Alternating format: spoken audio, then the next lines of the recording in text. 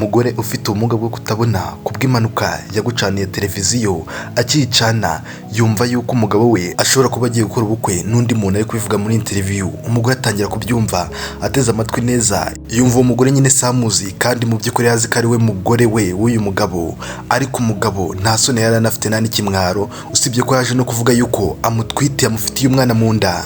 Anahise yumva ari ibintu bimukomereye cyane, ahita anagwa hasi. Muri uko kumanuka kwe ari kugwa hasi, umuriro wacitse intege, aza ari kugenda agiye gutya akubita umutwe ku ntebe, bihita bimugendekera nabi, asa nkaho abuze ubwenge. Yongeye kuza kubyuka asanga igitangaza cyabaye, amaso yongera arareba, bwa umugabo bwo kutabona bwavuyeho. Asohotse hanze akinguye umuryango, yumva umugabo we bisa nkaho ari ibintu ari kuganira n'inshuti ze, ngo byabaye umunsi umwe aho yaje gukora impanuka, ari naho byatangira ibi byose. N'umuryango w'umusore witaga ku mukobwa, gusa we yahisemo gusa nkaho amusimbuje, avuga yuko wenda ngo azamuguma iruhande ariko mu bundi buryo akamubuza kuba yajya n'ahantu hamwe yigira muri karitsiye cyangwa agira ahandi hantu ajya, ndetse n'imiti amaze imyaka 5 anywa ntabwo ari imiti imuvura, ahubwo ari imiti kumufasha nyine kuba abayeho gutyo biraho bisanzwe, nta kintu azongera kuba cyangwa ngo akire kubera iyo miti bamuhaga nta kintu ari kumumarira. Gusa umukobwa ubwo yaramaze gukira yahise afata umwanzuro ko namuzongera kumukontorora, yahise ahamagara umuntu wamufashaga kwiga mu bintu bya kera, yahise amusaba ko ari ibintu yamwemerera ko bakorana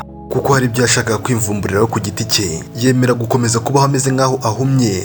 Arangije umugabo w'akaza rwose amwisuhurisha azanye n'undi mugore, gusa umukobwa akabibona akabyihorera, akavuga ko ari umuntu uje kubagaburira kugira ngo abafashe mu bintu by'imirire no kuba bari kurya bari ku meza, akajya akomeza kumwitaho. Gusa umukobwa akabibona ariko akabyirengagiza. Akagore kandi ko yari yashatse kageze gutya kazana indabyo, kazi ko zimutera aleriji, kazimutungaho, aleriji iramwica imumera nabi cyane. Gusa umugabo arazifata arazimusubiza, ntiyanabyitaho cyane, ubona ko nta kintu imubwiye. Tangira kumubwira ati ntukikunde kandi ntukajya ukora ibintu biri aho ngaho. Undi mugore yazanye ntiyabona bihagije, aza no kuzana ikibwa cyo hanze gisa nabi cyasaze, akimuzana imbere, agira gutya kirekurira umugozi kiza kimusanganira. Gusa umugabo yari ahari ahita amwihisha inyuma. Undi mukobwa yarashatse ahita agira ubwoba, atangira no kugira nk'agize ubwo kandi ntabwo afite. Umugabo ahita amuvaho ajya kujya kurira kumurinda. Tayari imbwa ihita iruma umugore we ku kaguru, ahita agwa hasi bimeze nabi cyane, atangira kugira uburibwe bwinshi cyane. Bahise bamuzana kwa muganga, umuganga atangira kugerageza kuba yamuvura. Gusa uko byaje kugenda bakimuzana ngo nijoro yamwibanga amubwira ati yazanye wakomeretseho gakeya bwa mbere, amubwira ati tubanze tumuvure. Yanga kutubwira yuko ari ufite ikibazo gikomeye cyane, rero byabuze gatoya kuba wabura ubuzima. Gusa akiri kujya gutekereza kugira ibindi binakora, bahise bamukubita igiti mu mutwe. Bari abantu babanzi ba Benjamin bari baje kwihorera babashimuta bose ari 3. Benjamin akimara kubona ko umugabo yihebye, yumvisha ameze nk'afite ubwoba bwamutashye, ariko agati ibintu biroroshye hano.